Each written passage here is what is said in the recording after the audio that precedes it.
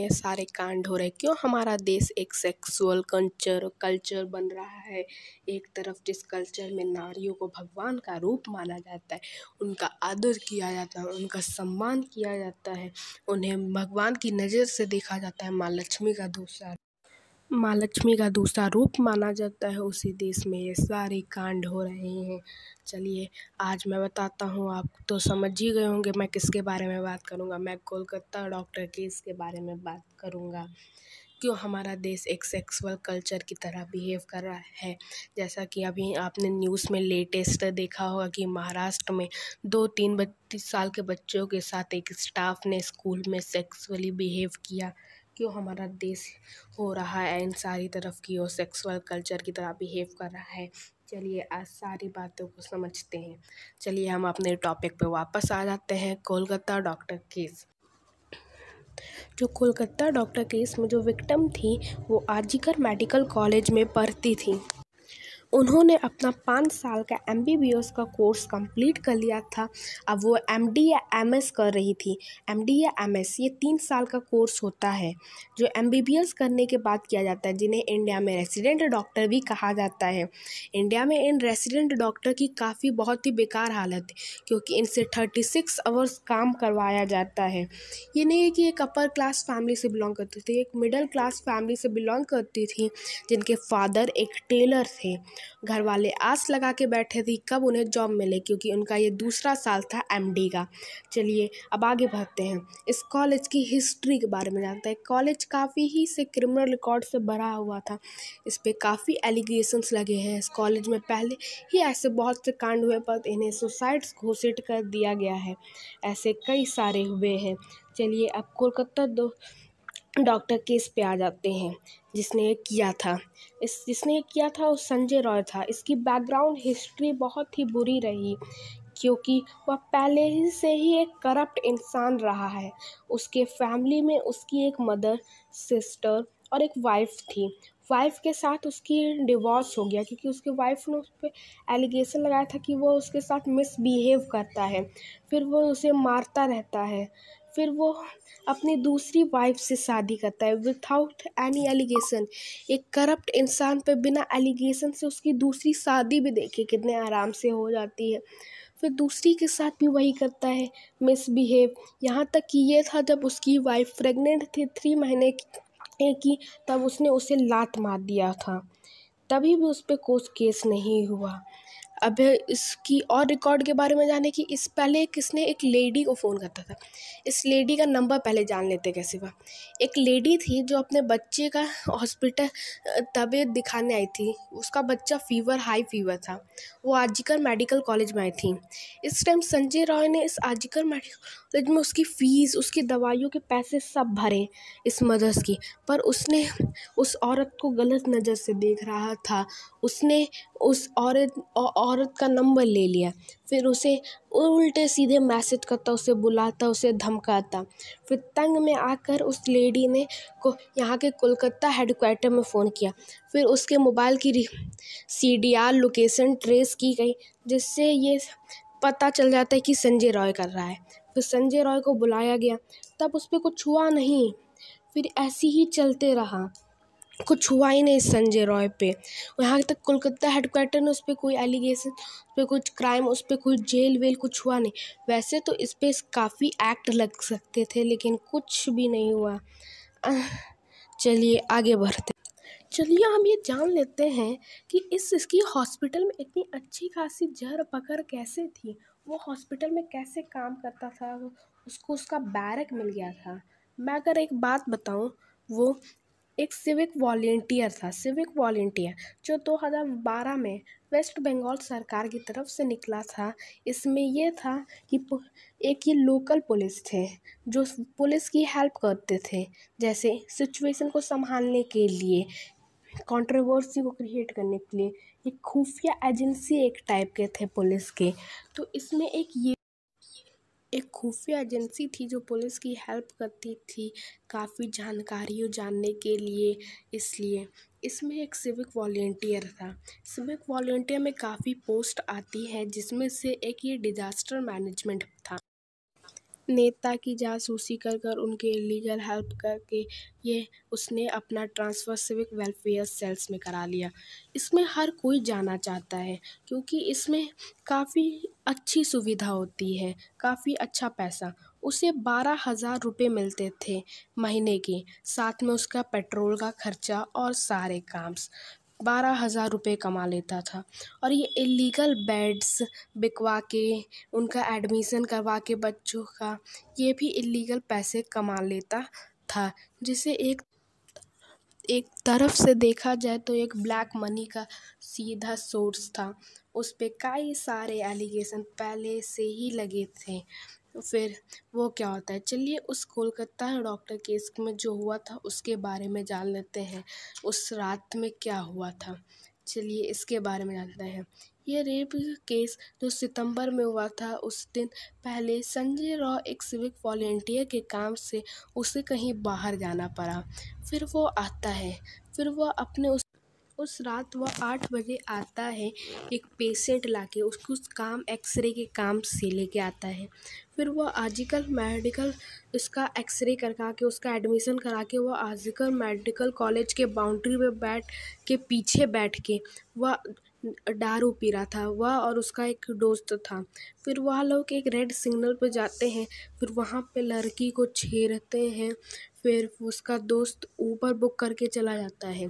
फिर वह लड़की के पैसे देकर उसकी सीक्रेट फ़ोटोज़ मंगाता है। फिर ये सारे काम करके मेडिकल कॉलेज की तरफ जा पड़ता है ठीक 2:30 बजे। उसका बचपन से ही रहा है कि उसके जितने भी झगड़े आर्गुमेंट हुए सिर्फ फीमेल्स के साथ हुए, उसके मेल के साथ एक भी आर्गुमेंट ही नहीं हुए हैं। फिर वो सब 2:30 बजे आता है, जो सब सीसीटीवी कैमरा में देखा गया। फिर वो आता है, फिर ये कॉलेज में देखता है। ये रात में कुछ ढूंढ ही रहा था कि कोई तो कोई मिल ही जाए।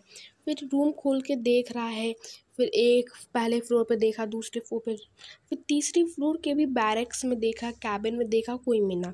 तब ये सेमिनार हॉल की तरफ चला जाता है। फिर सेमिनार हॉल में चला जाता है। फिर हम उस विक्टिम की बात कर लेते, वो कहाँ थे। ये लोग ने विक्टिम ने डिसाइड किया था, उनके एक दो दोस्त थे कि वो नीरज चोपड़ा का ओलंपिक शो देखने फिर वो जाएंगे। फिर वो चले जाते हैं, जो विक्टिम के दोस्त थे ओलंपिक शो देख के चले जाते हैं। फिर विक्टिम के पास एक स्टाफ आता है, वो सर्जरी के बारे में कुछ बातें करता है, फिर वो भी चले जाता है। फिर जो विक्टिम थी ये कुछ देर तक पढ़ाई करती हैं और फिर एक रेड ब्लैंकेट ओढ़ के सो जाती हैं, क्योंकि इस टाइम काफ़ी नींद आ रही थी। और जो उनका स्लीपिंग अरेंजमेंट था, स्लीपिंग रूम, ये किसी काम के चक्कर में बिजी था, मतलब कोई। फिर वो संजय रॉय आता है सेमिनार हॉल में, जो कैमरे में देखा जाता है। कैमरा तो सेमिनार हॉल के अंदर नहीं था, पर उसके रूम के एंटर में था, रूम के जो गेट के सामने था, जिसमें देखा जाता है। ये 2:53 पे आता है। फिर वो सेमिनार हॉल में जाता है। फिर वो 37 मिनट बाद आता है। फिर वो अपने बैरक चला जाता है। आप सोच सकते हैं 37 मिनट, 37 मिनट में क्या क्या हुआ होगा। ये विक्टिम की कोई आवाज़ नहीं आ पाई, क्योंकि जो ये सेमिनार हॉल था, एक ये साउंड प्रूफिंग था। ना इसकी बाहर से अंदर आवाज़ जाएगी, ना अंदर की बाहर से। साउंड प्रूफिंग के चक्कर में कुछ हो नहीं पाया। फिर वो अपने जो ये था संजय रॉय, फिर फुल ड्रंक में था। उसने कुछ नहीं सोचा, उससे डर के भागा नहीं, वह अपने बैरक में सो गया।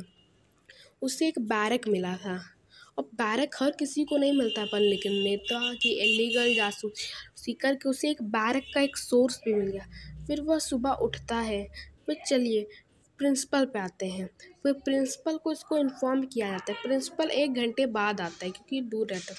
ये प्रिंसिपल पहले खुद आके देखता है, उसके बाद पुलिस कंप्लेन करता है। उस हिसाब से उसे क्लेम करना चाहिए कि पहले पुलिस कंप्लेन करनी चाहिए।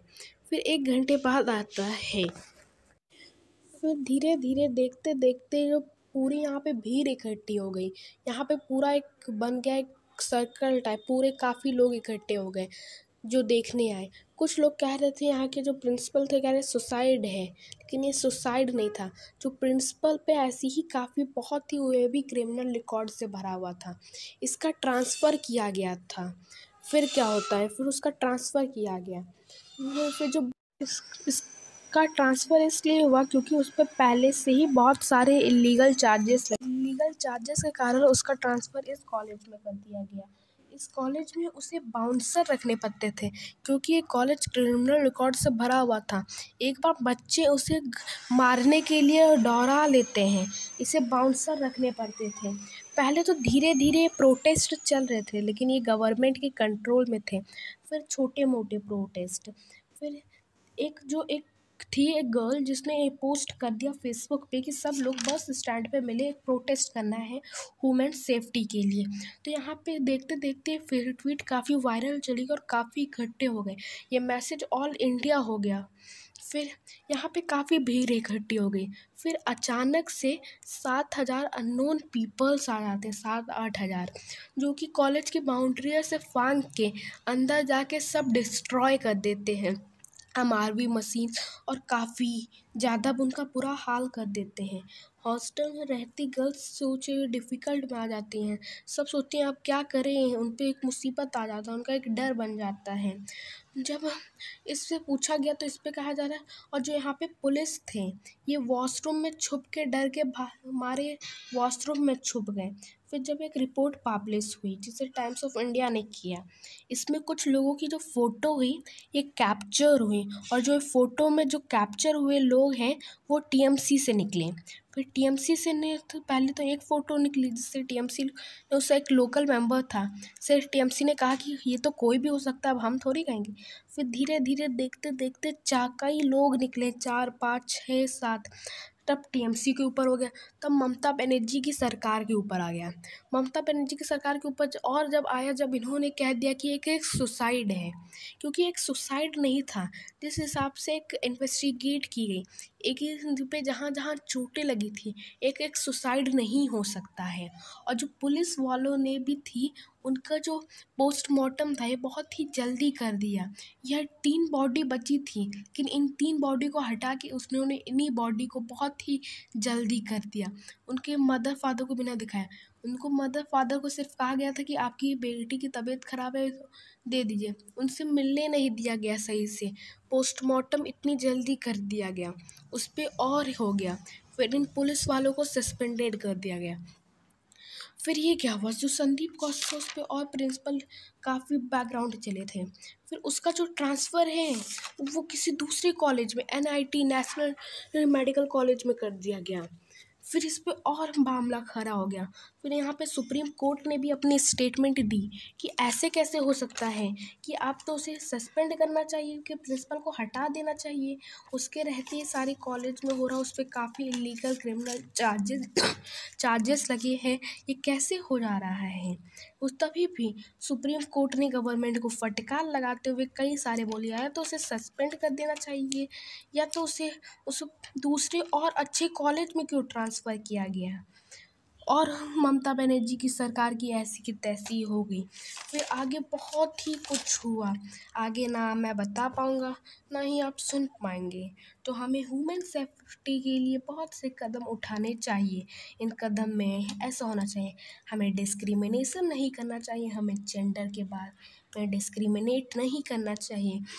कुछ लोग कहते हैं कि जैसे हमारे यहाँ होता है कि बॉयज़ होते हैं जो रात में भले इतना लेट आए, उनसे नहीं, गर्ल्स को नहीं पूछा जाता है। गर्ल्स से हज़ारों क्वेश्चंस होते हैं, काफ़ी सारे क्रिमिनल चार्जेस लगे रहते हैं, लेकिन तभी भी हमारे यहाँ ऐसा ही होता है। सेफ्टी के लिए हमें काफ़ी कदम उठाने चाहिए, क्योंकि ये जो डिस्क्रिमिनेशन है वो हमारे फैमिली से ही शुरू होता है, और हमें एक कदम उठाना चाहिए और ममता बनर्जी की सरकार को गिरा देना चाहिए। और वहाँ पे कोलकाता डॉक्टर केस में भी ये काफ़ी हुआ, और हमारे जो आगे चल के जो पीढ़ी है, जो हमारी जनरेशन है, उन्हें इन सारी चीज़ों से बचाए रखना चाहिए। हमें गुड स्कूल में भेजना चाहिए, गुड कॉलेज में भेजना चाहिए, कि उनके जो ये बिगड़े ना, उनके काफ़ी अच्छे रहें ना। चलिए इस टॉपिक को अभी तो यहीं पे क्लोज़ करते हैं, क्योंकि ये वीडियो काफ़ी लॉन्ग हो गई है।